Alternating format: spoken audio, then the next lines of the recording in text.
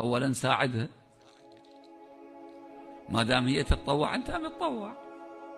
ثانيا إذا تطوعت لك بالطبخ والكنس وتنظيف الثياب والاهتمام بالأطفال، أنت أعطيها في الجائزة.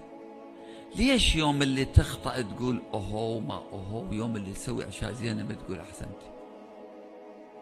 خلينا متوازنين، أن نراعي عواطف الزوجة، عواطف المرأة. المرأة بحيرة من العواطف. يعني مثلا المرأة تحب الذهب، الرجال ما يحب الذهب إلا لقيمته. هذا الذهب ايش قد يسوى بالدولار أو شنو باوند. المرأة تحب الذهب للذهب، تحب الذهب.